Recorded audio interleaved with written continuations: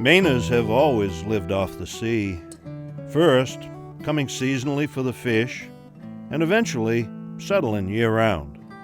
Once here, they also harvested the abundant timber along the coast to build their ships and boats. Soon, Maine became famous for its boat and shipbuilding, as well as for its fishing and trade. Generations of Mainers fished the waters and then carried their catch and their timber to markets along the coast or across the sea.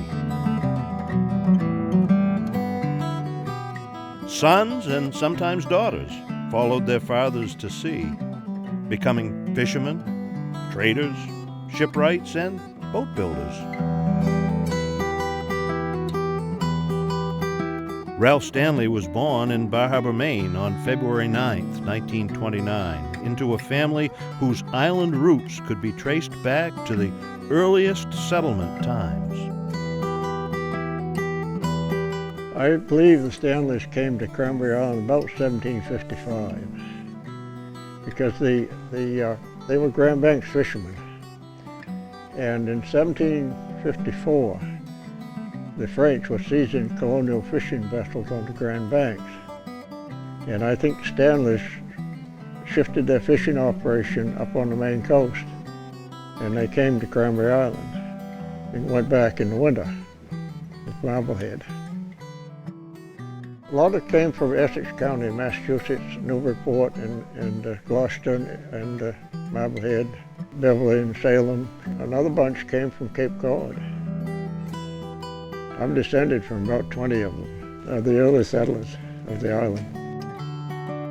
Stanleys were fishermen for generations around here, and they're seamen, and they traveled all over the coast. My father was a fisherman, lobster fisherman, and he sailed summer people. Yeah, I went out with my father a lot and on the boat and lobster fishing and trawling and hand lining. I worked on the boat too, painted it. I baited trawls. My father came southwest when he was about in his early 20s, I believe, and he lived on Cranberry Island. My mother was a registered nurse. She worked mostly at home raising the family, but at times she took nursing jobs. With generations of salt in his veins, Ralph may have been predisposed to becoming a sailor and a boat builder. But his deep curiosity about everything around him would lead him to absorb and refine those skills, and many others. He learned from everyone he could, and at times from those who had already passed on. I grew up in my grandmother's house. My mother's father painted houses, and he also painted carriages that the summer people had with the fancy varnished carriages with pinstripes and that sort of thing. He dusted for days when he got ready to varnish, and he wanted the air very still so no dust would fly around, and he had to get everything perfect. My mother's grandfather, he was a sea captain, and he was captain of several schooners. One was named the Brilliant, and one was named the Pilot, but he had a three-master named the Andrew Nebinger. He steered the schooner to Boston when he was 9 years old. My father's grandfather, had 7 different fishing schooners in Cranberry Island. These influences were not just male.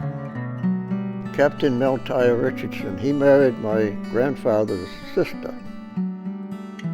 and she was his second wife. She had been to school in Boston, had more education than most people on Cranberry Island. And when she married him, she started going to sea with him. All his navigating had been through dead reckoning.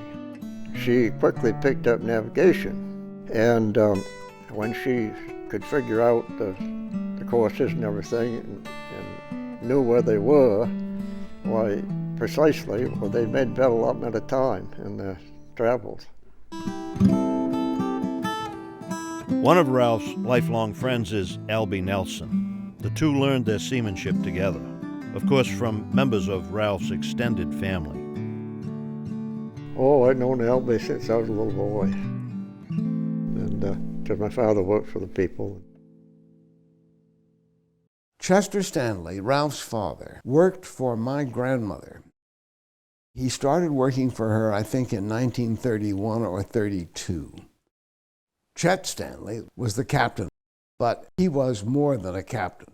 He was far more than a captain. He'd forgotten more about the fishing and the ocean around here, the waters around here, than most people, including all the lobstermen, knew. He was a real seaman. And so was his uncle, whom we called Uncle Lou Stanley. And Uncle Lou taught both Ralph and me a lot about sailing. And there were more uncles. Ralph's great uncle, they called him Pa Jimmy, or Uncle. I always heard him referred to as Uncle Jimmy. And he owned 3 launches. Yet, for all of their seagoing skills, some of Ralph's family weren't so adept on land. Oh, Uncle Jimmy bought a car one time, a 1924 Essex, a 2-door sedan. It was a real nice car. He bought it for $800. It was secondhand, and he bought it over at Clark's Point and by the steamboat wharf. He'd never driven a car in his life, so they showed him how to run it. And he lived over at Manchester at that time, and he drove the car uptown, made the corner perfect, and went down to Manchester and made Manchester corner perfect, and drove in his driveway fine, and drove into the shed garage that he had there, and went right out through the back end. My father was in the house with his aunt. They heard the crash and went out to see what was going on, and the front end of the old Essex was sticking out through the back of the building. The wheels were still spinning, and Uncle Jimmy says, "Chess," he says, "if you can get her out of there, she's yours." Of course, there's no knowing how good a driver Ralph is, but he certainly learned his seamanship. And his extended family fostered his interest in boats, and much more. Ralph started drawing pictures of boats very early on, encouraged by his aunt Alice Gilly, who had pictures of ships on her walls. By age 4, Ralph was using these pictures as inspirations for his own boat drawings. Growing up, Ralph loved looking at real boats too, including a schooner that spent winters anchored in a nearby cove. And then there were the old wrecks that he liked to explore on shore, where he could see how they were built. But it wasn't all wrecks he liked looking at. Ralph would also sit at the shore to look at working boats floating at their moorings. I remember Ralph saying to me at one point, when I was asking him about his interest in boats and building, he said, "I've always wanted to do that." And he talked about a 3-master schooner that used to come here. It used to anchor right off this house. I remember seeing it. But as soon as Ralph heard that schooner was, that old coasting schooner was up there, and he was quite small. I think he was 3, 4, he might have been 5 years of age. He got up there so he could look at it. I mean, the boat thing was really in his psychological blood. Ralph even talked his father into getting out the old Essex. Yes, that Essex. To drive around to other harbors to look at boats. Ralph was always looking at boats. Still, Ralph's design interests were broader than just boats. Oh, I think I was interested as a small boy in about everything. For a while I was interested in airplanes, and I made a lot of model airplanes and out of kits, and sometimes I designed an airplane and made a model from my design. At age 12, Ralph designed and built an airplane with a 10-foot wingspan. He convinced his 8-year-old sister that it would fly. He launched the plane and his sister from the barn roof. It might be testament to Ralph's early boat building skills that both his sister and the airplane survived. Aunt Alice, who got Ralph into drawing boats, was related to him on both sides. She was his great-aunt on one side and his great-great-aunt on the other. No wonder Ralph developed such an interest in genealogy. Just keeping track of how he was related to whom would have taken some attention. But Ralph's real interest in family history came from his grandmother, Celestia Dix Robinson, who used to tell stories about the family and life in earlier times. I was always asking my grandmother what people were doing and who they were, and I wished I'd asked her more. Ralph is a walking history book. It's incredible what he remembers. It's an interest like the boat building that was always there. It always stimulated his interest. And I didn't know about this until later when he was building the Hieronymus. And we would talk, we got together to talk more about it. And well, so-and-so had this type of boat, and one of the Sperlings had this type of rig on his friendship sloop. And it would go on and on. It was just incredible what he knew as a teenager even. I remember once he said to me, there are a lot of people in town who are descended from people who were on the Mayflower, but they don't know it. In other words, they didn't bother to confirm it. Whereas he confirmed it, he got interested in it just because it was history. And that led Ralph into the history of the area. That is, the context these people had lived in, and how their lives related to the larger community. Even so, boats remained foremost for Ralph. By the time he was 12, he was baiting trawls for his father. Eventually, Ralph fished with him, too. Chet fished year-round. In the summers, when he was also captaining for the Neilsons, he would fish early and work for the family the rest of the day. Ralph worked for them too, but after a year, at the age of 18, he started sailing for the Dunn family as cook and deckhand on the 43-foot schooner Nillaraga. Mr. Dunn, who owned the Nillaraga, was tied into the Milliken family, and so Ralph just learned an incredible amount about how to manage that schooner. Eventually, he became its captain and sailed it for 19 summers. When he and his wife Marion married in 1956, they spent their honeymoon aboard the schooner Nillaraga.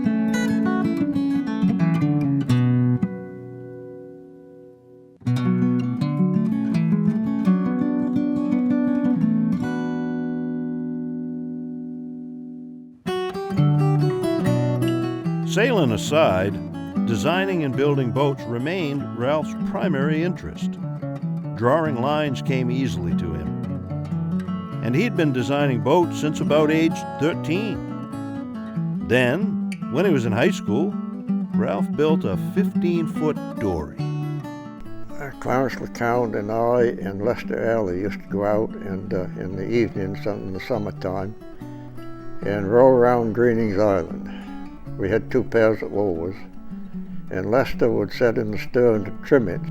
In 1950, at the age of 21, he decided to build his first powerboat, a 28-foot lobster boat. He started by carving a half model from which he could take the lines. Ralph would build the boat in his grandfather's barn, that same barn where the old man had varnished carriages and from which Ralph had tried to make his sister fly. Ralph had minimal training for this project, except for taking a woodshop class and a couple of drafting classes in junior high school, but he was ready. But I used to study the yachting magazines and motorboating magazines, and they had a lot of designs and lines plans.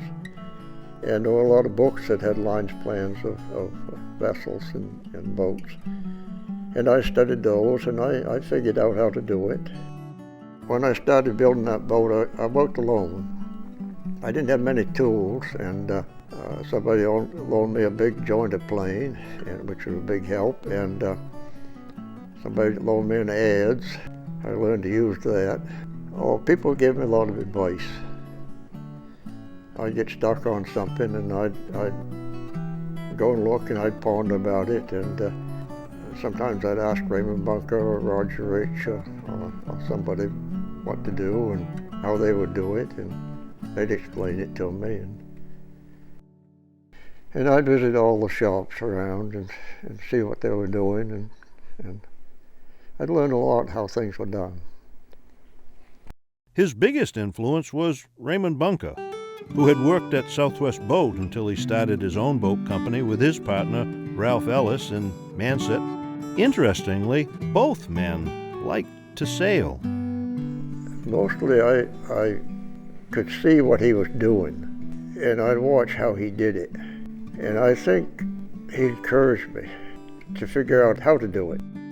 Many builders didn't care to explain how they did things. Some didn't want to share their knowledge, and some just didn't know how to explain what they were doing. Still, they didn't seem to mind letting Ralph watch.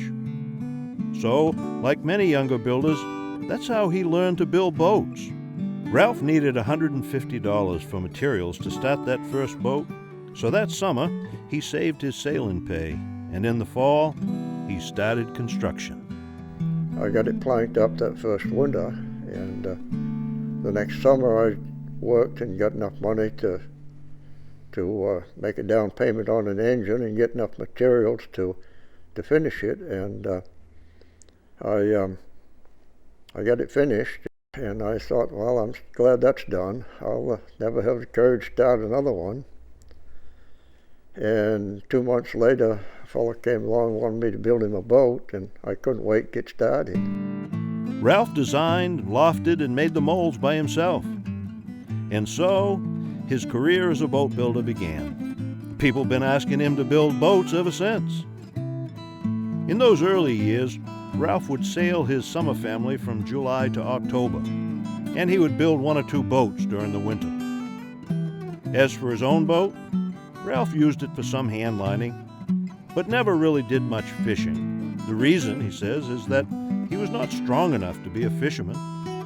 He kept the boat for about 3 years, till he was diagnosed with tuberculosis in the fall of 1953. He had part of one lung removed the next spring. Well, after I got out of the sanatorium, it was in October, and I kind of took it easy that winter, and I helped Raleigh Stanwood build this little boat, and I also had wanted to make a fiddle. So I went to work and made the fiddle. Ralph had learned how to play that fiddle a couple of years earlier, while studying at Ricker College in northern Maine. There was a fellow up there that played the violin. And I thought, gosh, I wish I could do that. And so when I came home, my grandmother had a violin, an old violin, that I tuned it up, and I got so I could pick out a few simple tunes on it. And one tune led to another, and that's how I learned. I just learned by myself. Like his interest in boats, Ralph's interest in music bent toward the traditional. Oh, I like old-time fiddle music, old-time tunes. A lot of my tunes go back to the Civil War and earlier. I also play some newer tunes, and when I'm playing with the Fry Mountain Band, it's country and western. When I made that first violin, I went to see a man over in Frankfort, and he was a violin maker. He was also a blacksmith, but he'd made over 100 violins, and he was in his 80s, and I went to see him. And I asked him, why did you get the wood? He says, Sonny, he says, there's just as good wood in your backyard as there is anywhere.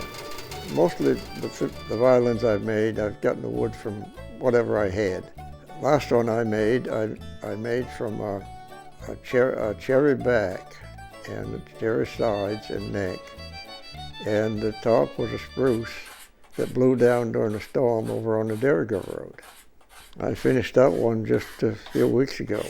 Yeah, I've got 3 more underway. Maybe making that first fiddle was a way to keep his boat building chops while he was recovering from surgery. In 1960, Ralph got a special boat to build. I built the boat 7 girls for my father, and of course he'd worked for the Neilson family at Northeast Harbor for years, and they had me build the boat for him. She was 33 feet long and 10 feet 4 inches wide. I built her in the winter of 59 and 60.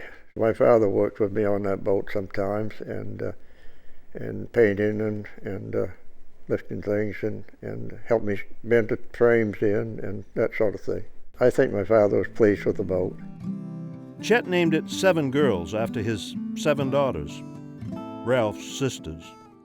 He lobstered in it mostly, and of course sailed summer people too. When Chet died in 1971, the boat went out of the family. After 3 or 4 owners, it happened to be back in Southwest Harbor when it was badly damaged. She was on the mooring right off my place, and a big Nova Scotia boat came along and ran into her and stove the side of her in, right down below the waterline. And she was sinking fast, and I got aboard of her and got all the weight I could on the other side, and to keep that damaged side out of water. And I hauled my rowboat on the side of it too to add weight, and I hung out on the davy to add my weight, and that stopped the leak a lot. Ralph bought 7 Girls from the owner and repaired it. I'm still using it. Doesn't leak a drop.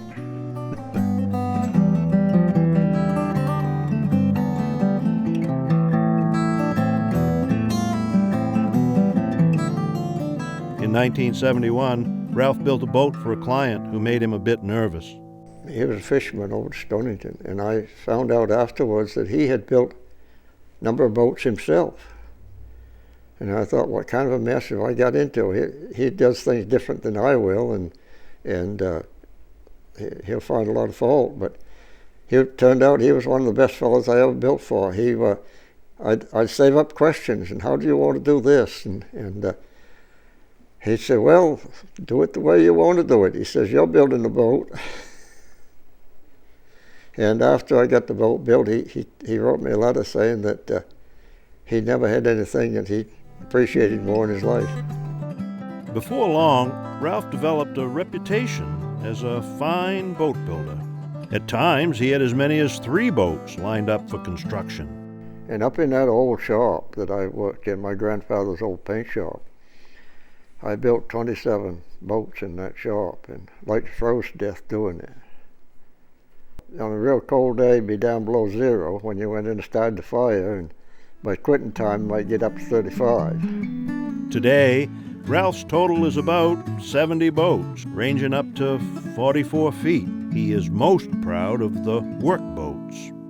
At one point, I had more boats fishing out of Southwest Harbor than any other single builder. That would be back in the late 60s, I think. Oh, I think it was nice to build a workboat, because the workboat would be out there working and earning money year round and contributing to the economy. No doubt, the quality of his workmanship is the key to Ralph's success. His ability to choose good materials and build a solid boat. And of course, the other element of Ralph's skill as a builder was his experience as a sailor and fisherman. He knew what these boats needed to do and what their owners needed in a boat, and he knew how to deliver that. He started with the obvious, asking clients how they would use the boat and what they wanted in it. Well, yeah, one fellow, he wanted the deck just wide enough so that he could put his lunch pail endways on the deck, because if you had to put it on sideways, it might roll over and he'd lose his lunch. Much of Ralph's success was in these details. Knowing to set the deck high enough so the fisherman's knee would hit below the coaming, preventing injury and keeping him from pitching overboard in a rolling sea. And knowing that the steering wheel had to be low enough so that water on the helmsman's arms would run towards his hands and not up his sleeves.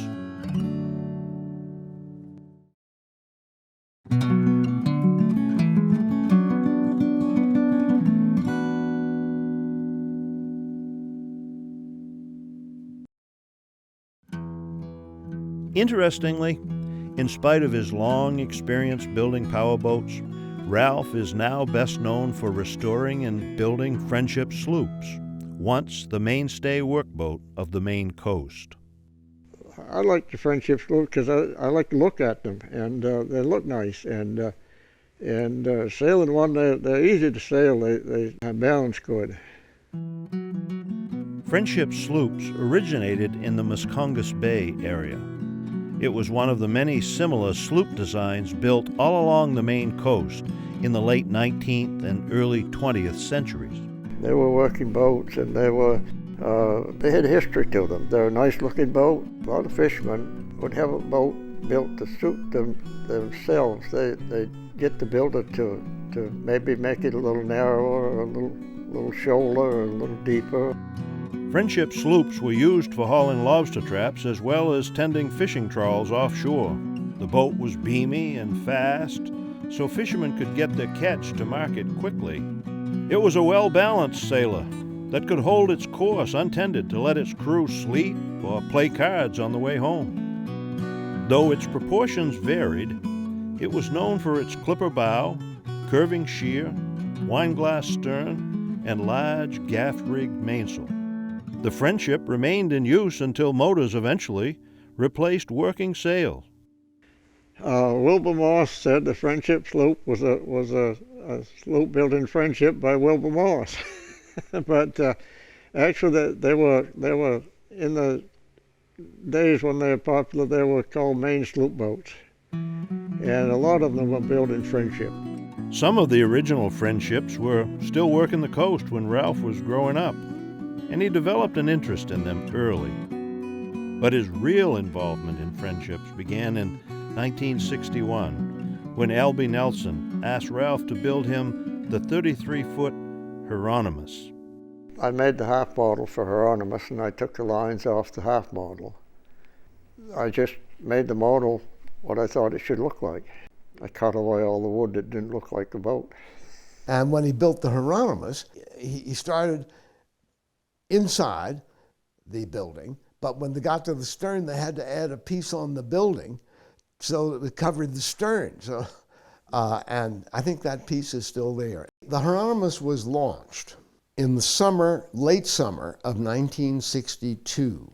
She wasn't quite finished down below, and we did a lot to change her rigging after that. That was his first Friendship and the first sailboat that he built. He had built lobster boats before that, and he knew a great deal about Friendship sloops. Ralph went around. There was one old one that belonged to Peter Richardson, but hadn't been launched for 2-3 years at least, but was up on the bank, on the shore at Cranberry Island. So Ralph went down there, took pictures and measurements, and that was built. That Friendship sloop was built by Wilbur Morse, the master builder of Friendship sloops. And so that's one of the basic places that he got the shape of the Hieronymus. I mean, Wilbur Morse was the master builder, but he didn't have an assembly line like the Ford Motor Company had. Wilbur Morse just did it by his own eye. So that's where the eye business comes in, and as far as I could see, that's what Ralph did. And he has a very good eye. Albie Neilson's family still sails Hieronymus.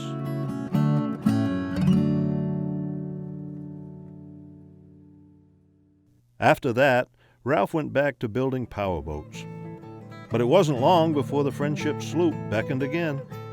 9 years later, in 1971, local boat builder Jarvis Newman asked Ralph to help rebuild the 26-foot Venture, an original Wilbur Morse Friendship. Interestingly, Ralph was not the first builder Jarvis approached. He first called his father-in-law and Ralph's teacher, Raymond Bunker. Raymond Bunker didn't have any work to do that winter, and he was going to, Jarvis got him to restore that boat. Raymond went down to the shop first thing in the morning and looked at the boat. He says, Jarvis, he says, I can't work on that thing. So that night, Jarvis was at my doorstep, wanted me to come down and work on it. So I said, all right, if I don't get a boat to build, I'll come down. But if I get a boat built, I'll have to stop. And so anyway, I went down and we restored her. Then Ralph was asked to restore another Morse boat, the 26-foot Amos Swan, owned by Ed Kalber. Ralph took it on. But the boat was a mess.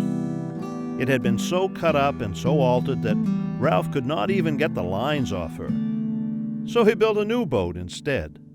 So I took the lines of another sloop that I had taken off and adapted them to the dimensions of the Amos Swan, and we built him a new boat on those lines.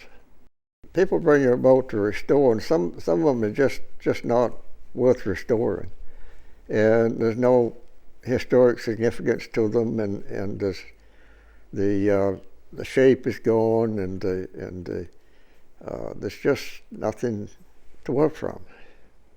Amos Swan is an extreme example, but often, when Ralph rebuilds an old friendship sloop, about all he keeps is the shape. Ralph has done much to revive interest in friendships and keep the design alive. And for that matter, he has improved the boat. His friendships pretty much keep the old lines, except the sterns on his are a bit fuller and more buoyant than the earlier models. More importantly, Ralph has changed the construction to make his boats stronger. There is one friendship that Ralph built that may be the most significant, at least to the owner and to Ralph, the 28-foot Freedom. Its owner is Richard Dudman, former correspondent for the St. Louis Post-Dispatch. I covered the Vietnam War, and in the course of that I was captured by the Viet Cong, and I held only a few weeks. I said to myself, if I get out of here alive, I'm going to have a boat, and I'm going to name it Freedom, because it'll mean that I've had my own freedom to get loose from these people. When I did get loose, I went to see Ralph. I told him I'd really like to have him build one.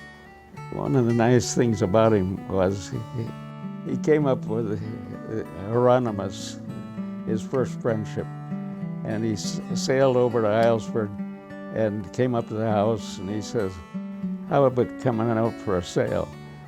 So I went down there, and he let me take the tiller, and really gave me a little lesson in sailing, as well as a feel for what this friendship sloop can be like.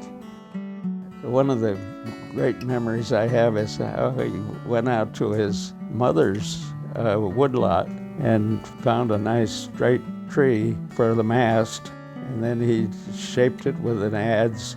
He let me do quite a lot of the work on it too. And his son Richard, I remember when they had done the planking, they had bungs to close the hole over where the screws were set in. Young Richard was down there underneath with a great big chisel, even them off. I did some of that too.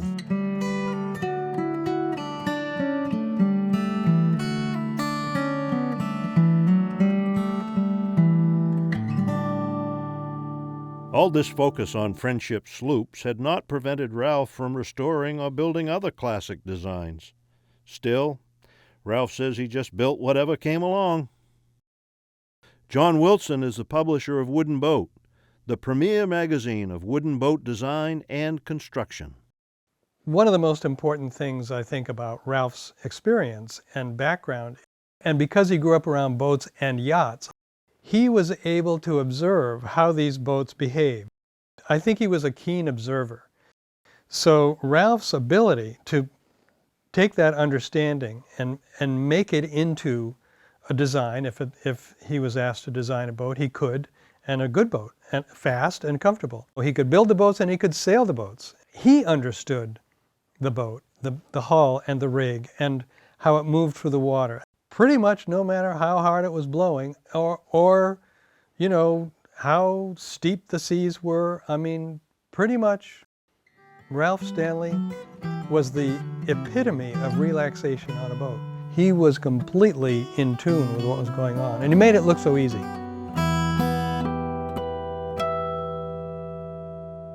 In 1978, he took on the job of restoring the 36-foot Jack Tar, an R-class racing sloop built in 1916 and owned by Peggy and David Rockefeller.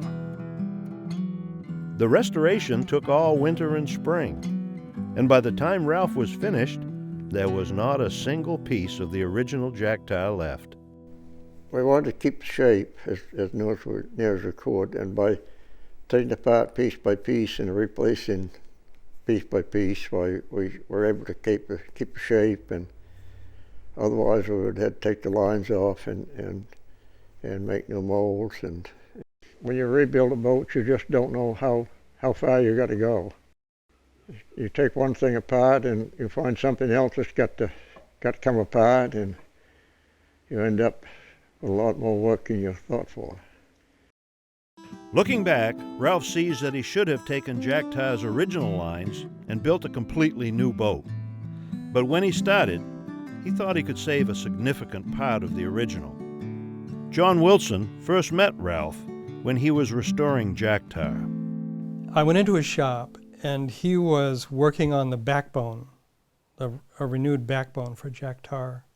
And what I saw, just in the backbone work that Ralph was doing, what he could do with an adze. It was so smooth, what he could do with that adze. It was better than many people could do with a plane.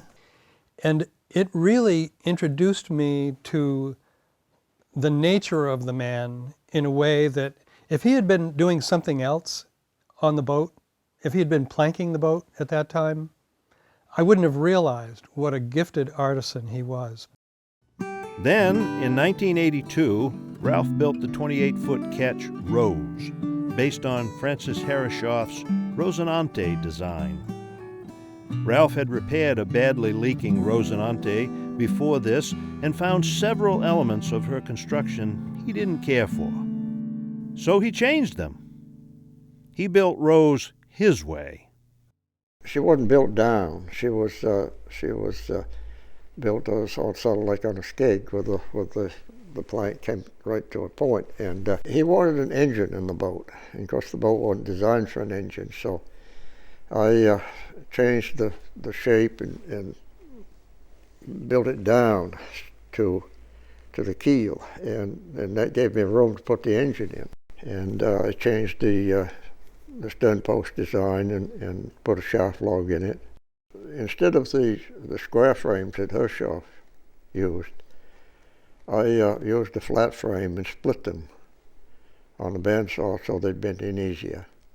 And that's the way we built the lobster boats, and it works fine. Herreshoff Rosinantes had broken frames, and that's because they weren't split, and the frames would break after a while. It was too much strain on them. Ralph also laid the flat frames closer together than in the original design and boxed them into the keel instead of bolting them into the floor timbers. I remember feeling about Ralph that he had learned a lot about what went wrong with boats because he had ended up repairing a lot of boats. If he saw a design that he felt could be improved, then he didn't hesitate to make that improvement. And it wasn't like, this is my sense of it, it wasn't like he knew better than the designer per se, but he knew from experience that this might not work as well as if he did something a little bit differently. The new hull had a more of a wine glass cross-section than Herreshoff's design. Even so, its topsides looked the same as the original. This seems to have been Ralph's approach to building a boat, using his restorations to learn what construction elements failed or succeeded. Ralph is deeply proud of every boat he ever built. He seems to know the fate of all of them, starting with his first, and he also knows the history of almost every boat he has restored. He says that boat building has to be long-term. To make good boats, you have to stick with it year after year, like all the old-time boat builders he remembers did. And somebody wants you to build a boat, it's a challenge to do it, and you always try to do it better. Every boat you build, you try to do it better. When Ralph designs a boat, he says, It's uniquely his. The shape, the shear, the way he puts it together. Ralph has stayed with wood from the beginning. When he started, he was one of many. But over the years, others have retired or changed over to fiberglass, till Ralph is one of the few still working in wood.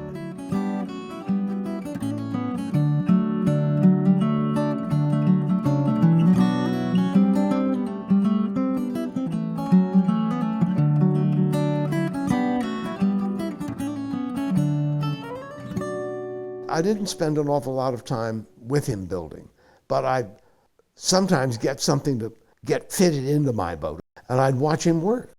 It was like an accomplished chef in a kitchen, the way he did things with his hands. Everything it was just so well connected. As builder Jarvis Newman once said of Ralph, he's an absolute genius when it comes to wood. To Ralph, building a wooden boat is the nearest you can come to something living. It has a spirit of its own, he says, and it's something you can understand easily. Sometimes Ralph is asked to build a boat exactly the same as one he built before, something that he says is impossible with wood.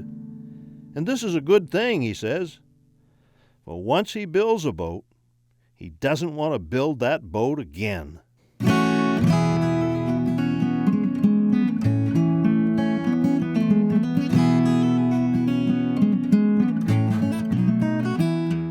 In 2009, Ralph retired from boat building. Not that he has slipped into inactivity. This retirement has allowed him to pursue other interests, including to continue to build fiddles. He admits that fiddles and boats, with their curves and queer fits, have a lot in common. He claims he's not very good at it, but he enjoys playing with local groups regularly.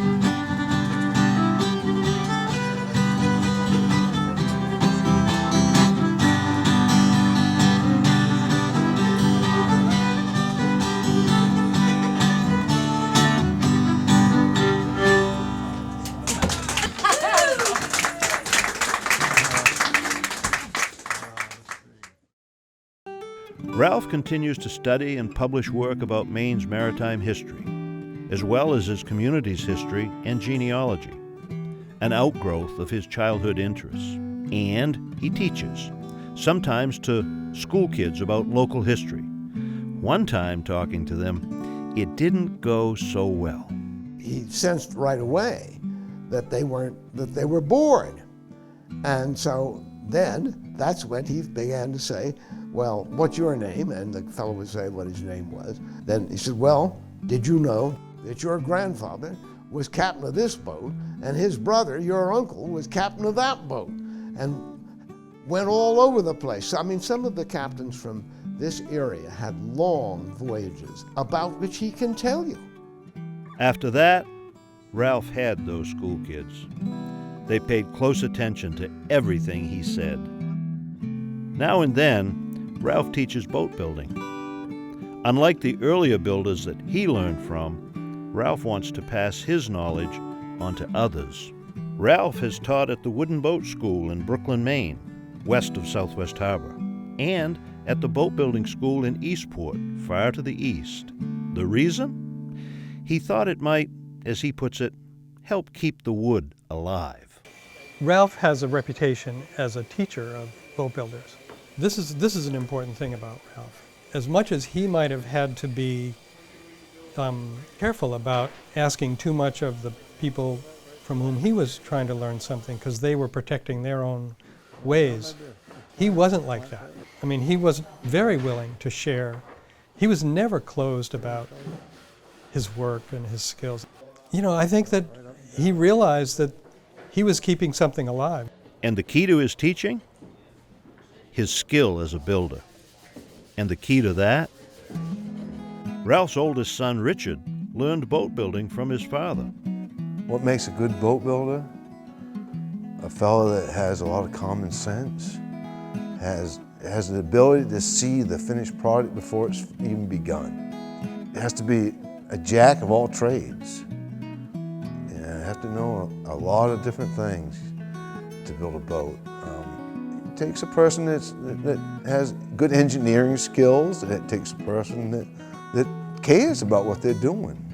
It's as if Richard is describing his father, which he is. Been on the water a lot.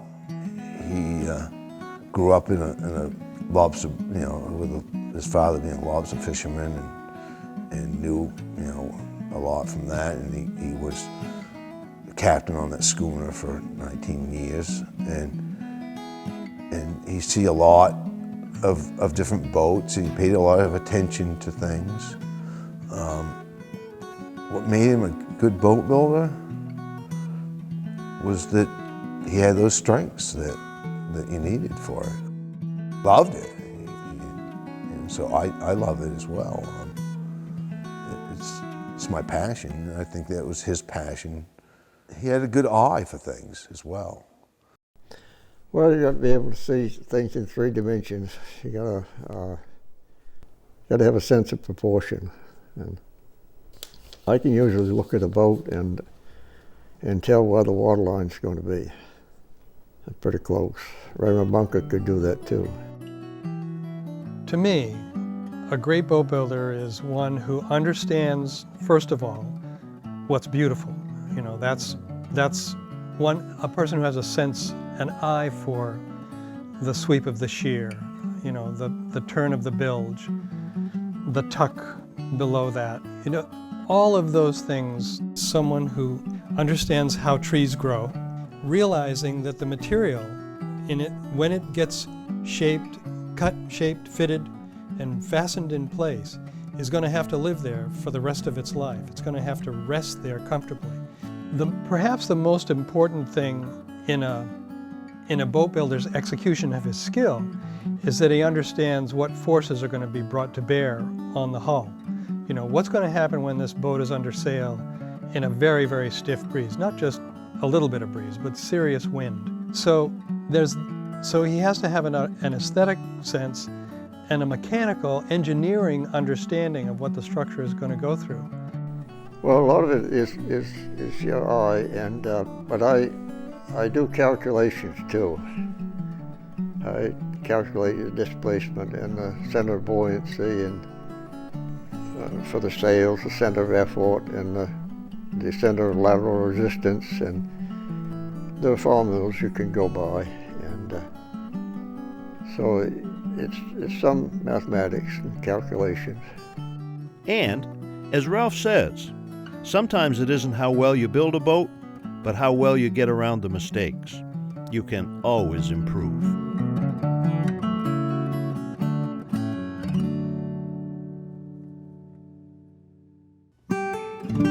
After Ralph retired, he passed his business to his son Richard. Ralph makes this simple point about him. I think my son Richard is even better at building than I ever was. There aren't many boat builders who will say that about somebody else, even their own children. It speaks to the ease with which he is sort of approaching what he did with his life, what he continues to do with his life. And Richard really is a great boat builder. That it's undeniable. Like Ralph, Richard started early. I always wanted to be a boat builder from the get-go. Yeah. There was no time ever growing up that I just always wanted to be a boat builder. Didn't want to be anything else. When I was 3 years old, my father was out scrubbing the bottom of a Hieronymus, which he stored out behind the house on the ways. And I went up to my mother and asked my mother for my boots and a bucket and a broom so I could go out and scrub the bottom of the boat with him. But I'd want something to do, and he'd tell me to sweep the floor or clean the shavings out of the bilge. And then I got older, I could put bungs in. And then as I got older, I could put bungs in and cut bungs off with a sharp chisel. Basically, that's where I got my start. That's when I started, when I was probably 4 or 5 years old. Richard also learned his craft the way his father had. we learned by watching him do things, you know, and that's how we learned from him. You know, he wouldn't tell you what to do. Pretty tough that way. It was, but I think probably I became a better boat builder, a better designer, interior-wise and whatnot from that, because it just made me have to use my thoughts and figure things out. Ralph seems to have softened his approach to teaching from Richard's early days. And how does Richard respond to his father's comment that he's a better boat builder? I think that he means I'm quicker at it than he was, that I tend to be a little more fussier than he was about things. When I'm planking a boat, I like to make my plank lines look good. And that takes a lot of talent and experience, and a lot of eye, and you have to stand back and look at it, and you have to look at it from different angles and different positions, and get an eye of it. And, like his father, Richard has begun teaching. In 2012, he received a Maine Traditional Arts Fellowship to teach an apprentice. Together, they're building a 19-foot friendship-inspired sloop from the keel up. Richard is pleased with the results. He has an knack for it. He learns very quickly, does everything. He's done every aspect of the building. He's come right along and shows up every week, and it's very nice. It's been nice for me, very enjoyable. He's learned a lot of things that he'll carry on forever. And there is real evidence that tradition will carry on. Richard is now repairing and refastening Hieronymus, Ralph's first friendship sloop, which he launched more than 50 years ago. Things truly are coming full circle.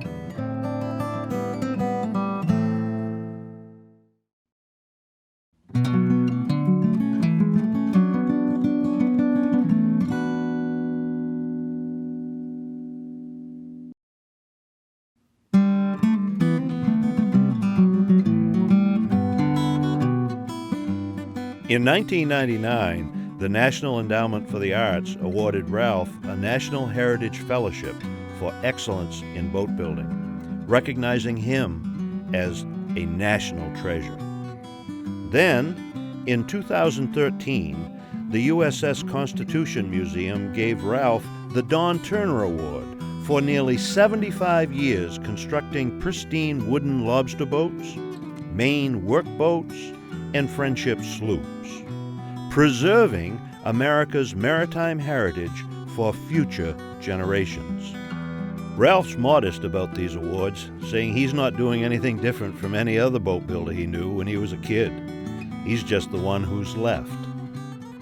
What is Ralph Stanley best known for is being Ralph Stanley, because he's a man who can do anything. You know, he's known for being an extraordinary man.